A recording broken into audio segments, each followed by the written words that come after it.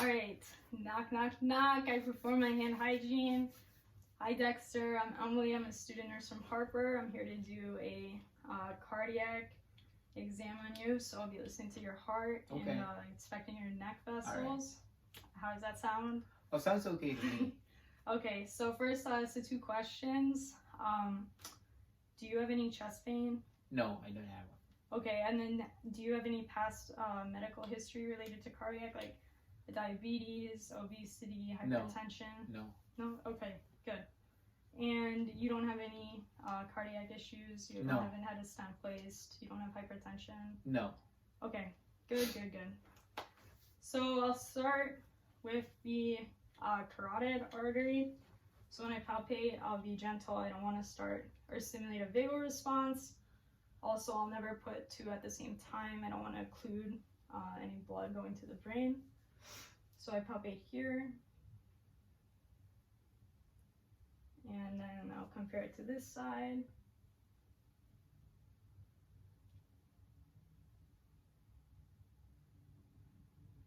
Okay, so the pulse is a +2. It's regular, it's not bounding or forceful.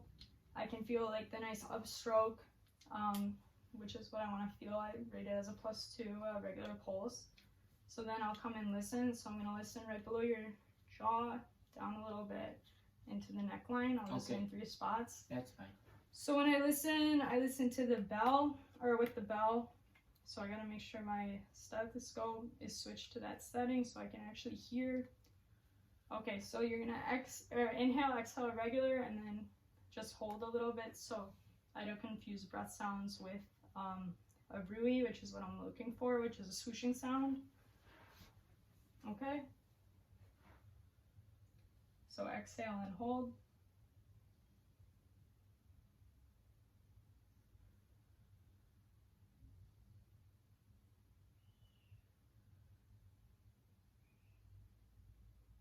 Okay. So then I come around and do the same. Exhale and hold. Come down. And then come here. Okay. So good, I don't hear any swooshing sounds, known as a bruit, or bruit, however you like to call it.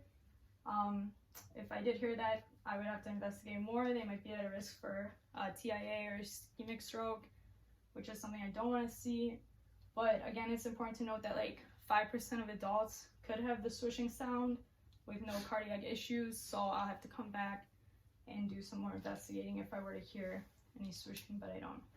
Okay, so now I have you laid down. So I gotta move the camera a little bit. So this is where I'll be listening for, or assessing his jugular veins. So I have the patient lie supine on their back. I elevate the head about 45 degrees, and then I'll be on his right side for now. So I'll have him turn his head away from me. So the jugular vein would come up around here. I don't see it's distended or anything. If it were to be distended, I could assume it's something like a heart failure or some increased pressure here, and definitely have to come and look at it. Also, his skin tone is a bit darker in patients who have fair skin like myself. You can actually see the outline of the vein, but I don't see any distension here, which is good. And then of course I come onto this side and do the same, but for the sake of filming purposes, I'm just gonna come and look at this, and then I compare it. All right, so you can sit back up.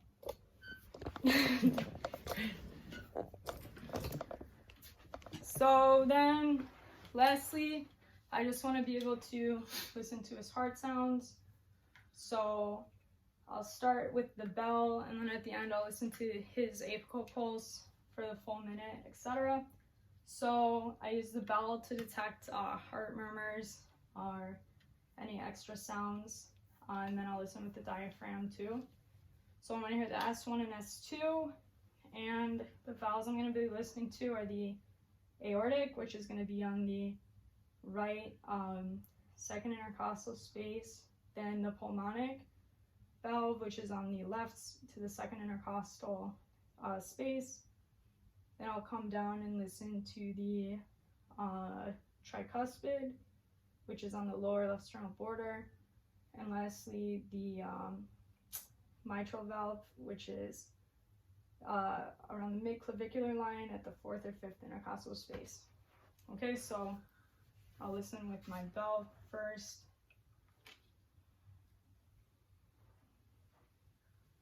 So here's the aortic, the second.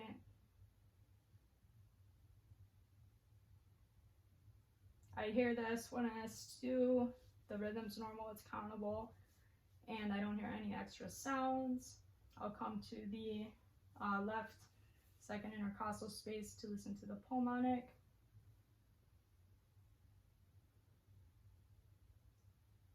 I don't hear any clicking.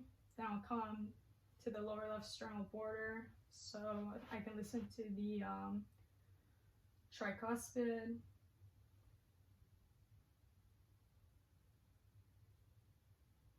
And then lastly, I'll come over and listen to the mitral.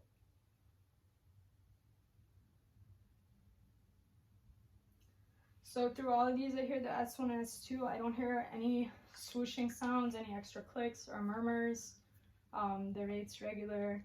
And so I'll come back and listen with the diaphragm. Something I should have done before this is inspect the pericardium. So I'm gonna do that now. So when I inspect the pericardium, I'm looking for any lifting of the chest that's abnormal besides the regular respirations. I don't see that. If I did, or see any heaves, I would be a bit concerned, because you would see that in the right ventricular hypertrophy, but I don't see that. And then I would palpate with 1-2 fingers to the 5th intercostal space in the midclavicular, so to feel the aortic pulse, which is, or the apical pulse, which is right about there. Okay, so again, I don't see any abnormalities with that. Okay, so I'm gonna come back and listen, which is what I would do. So I switch it to the bell. I'm doing the exact same thing, listening for the S1, S2s, and then at the end I'll listen to the apical heart rate. Okay, so I'm gonna start with the aortic. Again, same space, so second on the right side.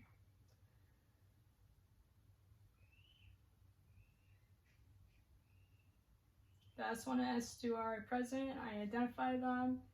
I'm gonna come over to the pulmonic.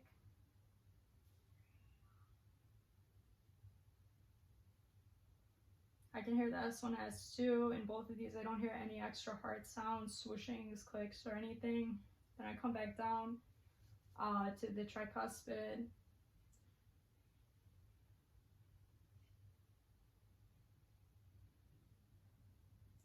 And then lastly to the mitral. Should be right about here.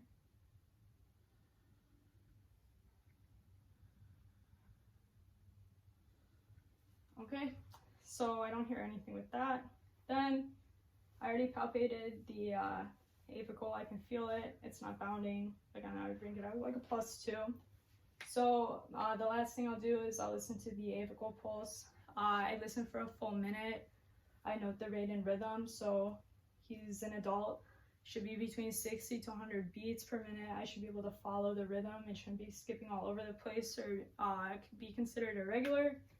So I will check that. I won't count for a full minute, but enough to note the S1, S2, and no extra sounds. So I'll come here. So the midclavicular line to the 2, 3, 4, 5.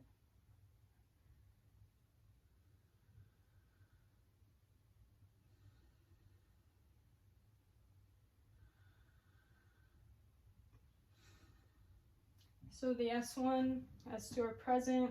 His rhythm I'm able to follow. Again, if this were a real life patient, I'd listen to the apical for a full minute. But that wraps up our cardiac and neck vessel assessment. So I'm going to perform my hand hygiene and I leave. Thank you, Dexter. You're welcome.